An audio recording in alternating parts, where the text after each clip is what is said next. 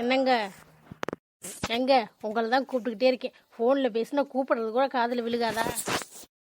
சொல்லு, நான் தான் ஃபோன் பேசிக்கிட்டு இருக்கேன்னு தெரியுது இல்லை, அப்புறம் என்ன கூப்பிட்டுக்கிட்டே இருக்க? என்ன விஷயம்?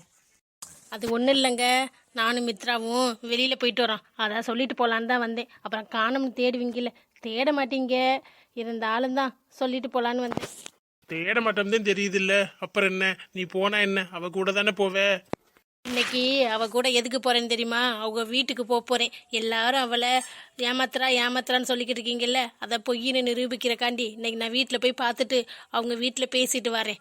அப்போ தெரியும் மித்ரா யாருன்னு. அதான் சொல்லிட்டு போகலான்னு தான் வந்தேன். அப்படியா? சரிம்மா, நல்லபடியா போயிட்டு வா. சாயங்காலம் வரும்போது தெரியும் யாருக்கு என்ன உண்மை தெரியுதுன்னு. சரி, நீ பத்திரமா போயிட்டு வாமா. நான் என் மருமக கிட்ட பேசிக்கிட்டு இருக்கேன், சரியா? அவகிட்ட உங்களுக்கு என்ன இவ்வளோ நேரம் பேச்சு? என் மருமக இருக்கா, என் மகன் இருக்கேன், என் மகளும் அங்கேதான் இருக்கா. எல்லார்ட்டையும் பேச வேணாமா? நீண்ட யார்ட்டையும் பேச மாட்டேன், இப்படி தெரியவே. நானும் அதே மாதிரி இருக்க முடியுமா? நீ போயிட்டு வா, சாயங்காலம் பார்க்கலாம். இந்த கதையை என் மருமகள்ட்ட எல்லாம் சொல்லி சிரிக்கணும். சரி சரி, ஒரு வேளை சாயங்காலம் போயிட்டு வந்துரு. சாயங்காலம் என்ன நடக்குதுன்னு பார்த்துட்டு அதுக்கப்புறம் மொத்தமாக நாங்கள் பேசிக்கிறோம், சரியா? கிண்டலாக இருக்கா உங்களுக்கெல்லாம் என்னை பார்த்தா? இன்னைக்கு தெரியும் நான் எப்படிப்பட்ட ஆளை பிடிச்சி வச்சிருக்கேன். அவள் பணக்காரி தானே நான் ப்ரூவ் பண்ணுறேன்.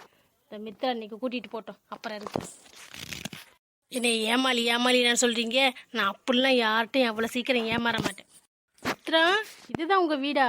நான் இன்னும் பெருசாக இருக்கும்ல நினச்சேன். சின்னமாக தான் இருக்குது, இருந்தாலும் பரவாயில்ல, அழகாக இருக்குது. இந்த வீடு மட்டும்தானா, வேறு எதுவும் இருக்கா மித்ரா? இல்லைங்க ஆண்டி, இது ஒரு வீடு, இன்னொரு வீடு இருக்குது. அது ரொம்ப தூரம் போகணும். அதை இன்னொரு நாளைக்கு கூட்டிகிட்டு போகிறேன். அதனால தான் இங்கே வந்தேன். அப்படியாம்மா? அதானே பார்த்தேன், சின்ன வீடாக தெரியுதே. இந்த வீடு தானா அப்படின்னு டவுட்டாக இருந்துச்சு. கரெக்டாக தான் நானும் டவுட் பட்டிருக்கேன். இந்த வீடு சின்ன வீடா? அப்போ நம்ம வீடெல்லாம் பார்த்தா என்ன சொல்லுவாங்க? நானா இத்தமரிய வீடு இருந்தால் கோடீஸ்வரி மாதிரி ஜாம் நினச்சிக்கிட்டு வாழ்வேன். இதை பார்த்து சின்ன வீடுங்கிறாங்க. இந்த ஆண்டிக்கு இருந்தாலும் பேராசை தான், இருக்கிறத வச்சே வாழ தெரியாது போல். இந்த வீட்டை போய் சின்ன வீடுன்னு சொல்லிக்கிட்டு இருக்காங்க.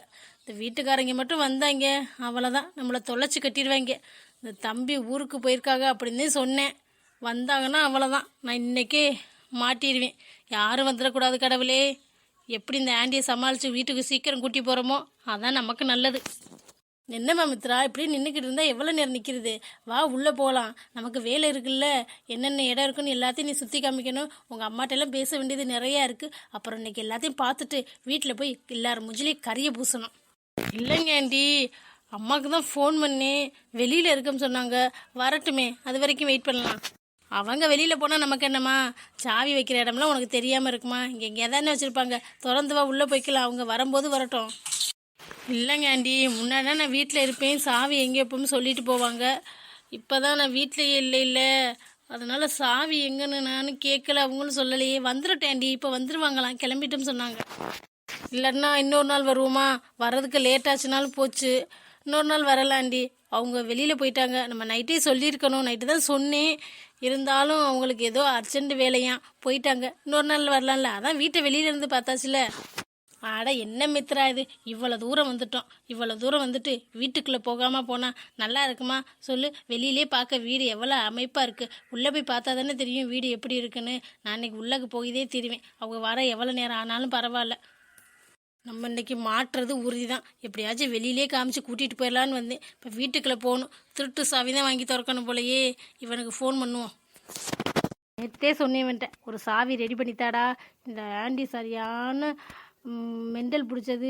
திடீர்னு உள்ளே போகணும் சொல்லும், நம்ம சொல்கிறதே கேட்காது, வீம்புக்குன்னே பண்ணுன்னு சொன்னேன். இவன் கேட்டானா, இவனுக்கு வேறு ஃபோன் பண்ணி சாவி வேற எடுத்து வர சொல்லணும். சாவி அவன் திருட்டு சாவி நிறையா வச்சுருப்பேன். என்ன மித்ரா, வா அங்கிட்டாச்சும் போய் உட்காரலாம். ஆண்டி, நீங்கள் போய் உட்காருங்க, நான் இந்த ஃபோன் பண்ணிட்டு வந்துடுறேன். எவ்வளோ நேரம் ஆகும் என்னன்னு கேட்க. நீங்கள் போய் உட்காருங்க. சரிம்மா. அப்புறம் உங்கள் வீட்டில் வேலையாலாம் இருப்பாங்கன்னு சொன்னீங்க, அவங்களாம் எங்கே? அப்படிலாம் வேற சொன்னானா? எனக்கே ஞாபகம் இல்லையே. கரெக்டாக ஞாபகம் வச்சு கேட்குறாங்க பாரு. அப்போ ஏதாச்சும் வாயில் வந்திருக்கும், உளறி தள்ளியிருப்பேன். இதெல்லாமா நம்புறது? இல்லைங்க ஆண்டி, அவங்களுக்கு மாதத்தில் 2-3 நாள் லீவ் விட்டுருவாங்க அம்மா. அவங்க இப்படி வெளியில் போனாங்கன்னா சாப்பாடு செய்கிற வேலை இருக்காதுல்ல, அப்போல்லாம் உங்களுக்கு லீவு தான், சம்பளத்தோட லீவு தான். அதனால யாரும் இல்லை. நீங்கள் உட்காருங்க, நான் ஃபோன் பண்ணிட்டு வந்துடுறேன். என்ன கார்த்தி, ஏன் ஒரு மாதிரி உட்காந்துருக்கீங்க? என்னாச்சு? ஒன்றும் இல்லைம்மா, மனசே சரியில்லை. ஏப்பா, நைட்லாம் நல்லா தானே இருந்தீங்க, திடீர்னு என்ன? ஆஃபீஸில் எதுவும் பிரச்சனையா? அதெல்லாம் ஒன்றும் இல்லைம்மா. நீ மாசமா இருக்கில்ல, இந்த மாதிரி நேரத்துல யாராச்சும் கூட இருந்து உன்னை அக்கறையா பாத்துக்கணும். ஆனா யாருமே உன்னை பாத்துக்கல. அதை நினைச்சாதாம்மா எனக்கு மனசு ரொம்ப கஷ்டமா இருக்கு.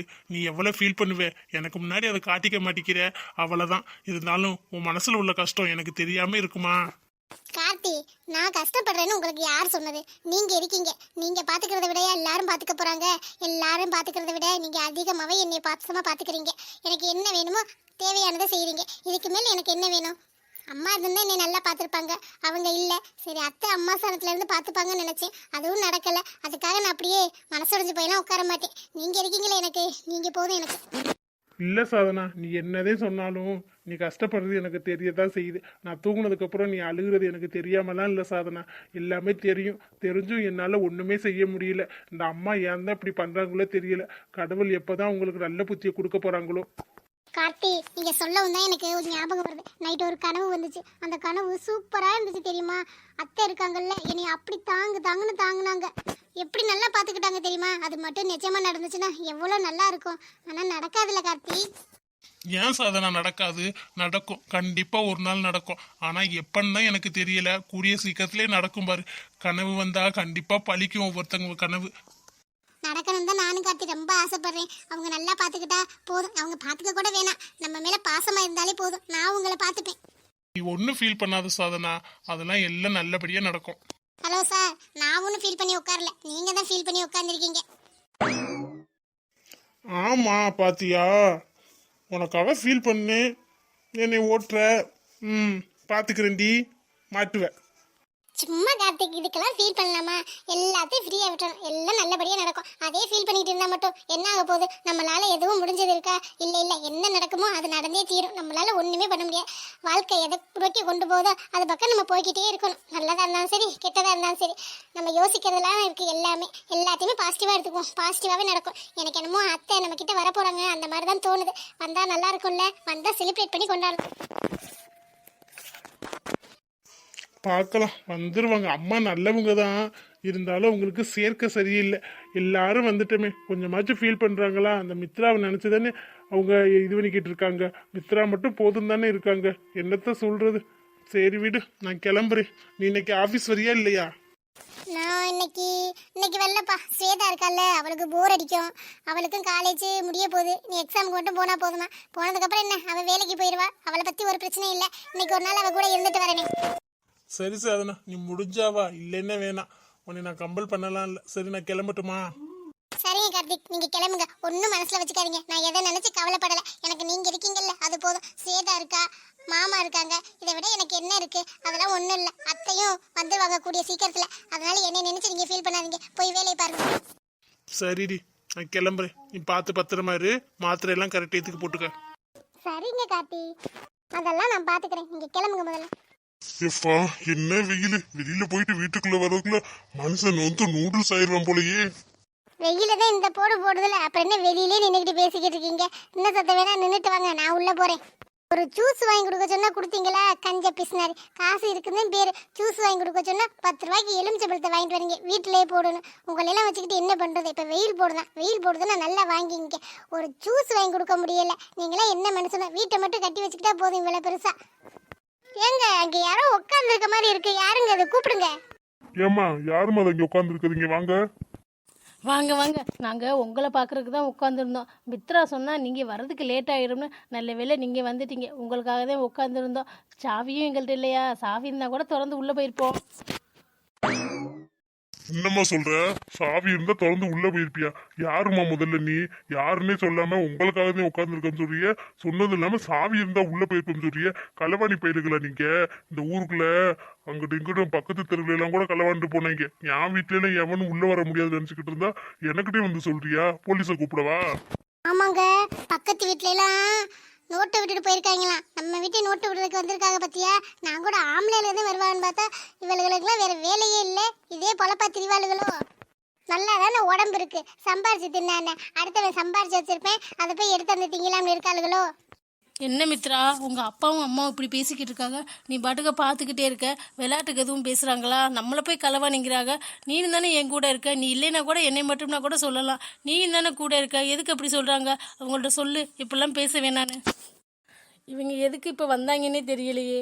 இந்த சந்தோஷ் இருக்கானே ஊருக்கு போயிட்டாங்கன்னு தானே சொன்னேன். தப்பாக எதுவும் சொல்லிட்டானா? ஸோ இல்லை வீடு மாதிரி எதுவும் வந்துட்டோமான்னு தெரியலையே. திடீர்னு வந்து நிற்கிறாங்க. இப்போ என்ன பண்ணுறது? இன்னும் கொஞ்ச நேரம் ஆண்டியை வெயிட் பண்ண வச்சுட்டு அப்படியே வீட்டுக்கு கூட்டிகிட்டு போயிடலான்னு பார்த்தேன். இப்படி சொதப்பிட்டாங்களே, இப்போ நான் எப்படி சமாளிக்க போகிறேன்? இல்லைங்க ஆண்டி, இத்தனை நாள் வீட்டுக்கே வராமல் இருந்தல்ல, அந்த கோவத்தில் ஏதோ பேசுகிறாங்க. வாங்க ஆண்டி, நம்ம வீட்டுக்கு போயிடலாம். இன்னொரு நாள் வருவோம். கோவம்லாம் கொஞ்சம் தனியட்டும். நானே பேசி கூட்டிகிட்டு வரேன். இப்போ பேசினாலும் அவங்க எதுவும் சொல்லவும் மாட்டாங்க உங்கள்கிட்ட. உன் மேலே கோவம் தானாமா? நல்ல வேலை, நான் கூட கொஞ்ச நேரத்தில் பயந்துட்டேன். நான் பேசிக்கிறேன் விடு. ஏங்க, என்னதே பெத்த பிள்ளை மேலே கோவம் இருந்தாலும் எப்படியா பேசுங்க? களவாணி கிளவாணின்னு இந்த சொத்துக்கே வாரிசு அவதானே. வாரிசா? யாரு? என்னங்க இப்படி பேசுறீங்க? இந்த மித்ரா தான், உங்கள் பொண்ணு தானே. உங்கள் பொண்ணு தான் என்னை கூட்டிகிட்டு வந்தா. இத்தனை நாள் எங்கள் வீட்டில் தான் இருந்தா. உங்களுக்கு பார்க்க வராமல் இருந்தது தப்பு தான். அவளுக்கு அதுக்காக இப்படியா பேசுவீங்க நீங்கள்? யாருன்னே தெரியாத மாதிரி பேசுகிறீங்க. ஏம்மா, நிஜமாவே இந்த பொண்ணு யாருன்னு எங்களுக்கு தெரியாதுமா. என்னங்க சொல்கிறீங்க? இவ உங்கள் பொண்ணு தானே. மித்ரா வீடு தானே இது. நீங்கள் உங்கள் அப்பா அம்மா தானே. யாருன்னே தெரியாதுன்னு சொல்கிறீங்க. கோவம் இருக்கலாம், அதுக்காக பொண்ணே என்னோட பொண்ணு இல்லை யாருன்னே தெரியாது அப்படி சொல்கிற அளவுக்கு கோவம் இருக்குது. நீங்கள் கொஞ்சம் பெரிய மனுஷ பார்த்து பேசுங்க. அம்மா, என்னம்மா லூசு மாதிரி பேசிக்கிட்டு இருக்க? இந்த பொண்ணு யாருன்னே தெரியாதுங்கிறீ, அப்புறம் பெத்த பொண்ணு நாங்க போய் சொல்றோம் அப்படி இப்படின்னு சொல்லிக்கிட்டு இருக்க. உன் வாய்க்கு வந்தது என்ன வேணாலும் பேசுவியா? நீங்க முதல்ல யாரு? நான் முதல்ல போலீஸுக்கு போன் பண்ணவா? நாங்களே குழந்தை இல்லாம கோயில் கோயிலா சுத்திக்கிட்டுறோம். இப்ப கூட ஒரு கோயிலுக்கு தான் போயிட்டு வரோம். என்னடானா என் பொண்ணுங்கிறிய? எங்க சொத்துக்கு வாரிசே இல்ல. வீடு மாதிரி எதுவும் வந்துட்டேன்னு நினைக்கிறேன். ஏம்மா, நீ இந்த வீடுன்னு தான் சொல்லி வச்சிருக்கியா? உங்க தலையில நல்ல மிளகா அரைக்கிறா போல. என்ன ஏதுன்னு அவள்கிட்ட கேளுங்க. சும்மா ஊரில் வீட்டை பூரா என் வீடுன்னு சொல்லிக்கிட்டு தெரியுதுன்னு வேலையோ? ஒழுங்கு மரியாதையா 2 பேரும் ஓடி போயிருங்க. மறுபடியும் இந்த வீட்டு முன்னாடி பார்த்தேன், என் கண்ணில் எதுவும் மாட்டுனீங்க, துப்பாக்கி வச்சிருக்கேன், அதை வச்சு சுட்டு பொசுக்கி விடுவேன். களவாடுறவர்களுக்கு என்னென்ன பொய் வேண்டி கிடக்கு. ஏன் புள்ளையாம்ல இதாண்டி போனா வந்து சீக்கிரம் வரணும்னு சொல்றது. நீ கூட இருந்துட்டு சாயங்காலம் போகும் சொன்ன. எதுக்கு நான் சீக்கிரம் வரணும்னு சொல்றது? இங்க பாத்தியா நோட்டை விட்டுக்கிட்டு திட்டாளுங்க. இவர்களெல்லாம் கையை வச்சாளுங்கன்னா ஒன்றும் மிஞ்சாது. கஷ்டப்பட்டு சம்பாரிச்சது. ஒரு ஜூஸ் கூட குடிக்காம கஞ்ச பிஸ்னர் தரமா நான் வாரு. இவங்க தூக்கிட்டு போக தெரியாளுங்க. வாடி முதல்ல உள்ள. கண்டவர்கள்லாம் வந்து என் வீடு சொல்லிக்கிட்டு இருக்காங்க. நான் என்னத்தங்க கண்ணே, எப்போ நம்ம போயிட்டு தான் வருவோம். இன்னைக்குன்னு புதுசா நிக்கிறாங்க. இங்க பாருமா, எதுக்குமா இன்னும் இங்கே நின்னுக்கிட்டு இருக்க? போமா முதல்ல. அவன் வீட்டை கட்டி வச்சிருக்கான் கஷ்டப்பட்டு. வந்து என் வீடுன்னு ஈஸியா சொல்லிக்கிட்டு இருக்க. சரி வாங்க நம்ம போலாம். அவங்க ஏதோ கன்ஃபியூஷன் எதுவும் வந்துட்டாங்க போல. வாங்க முதல்ல. என்ன மித்ரா இதெல்லாம்? இல்லைங்க ஆண்டி, அது வந்து என்ன வந்து போயின்னு சொல்லிக்கிட்டு இருக்கேன்.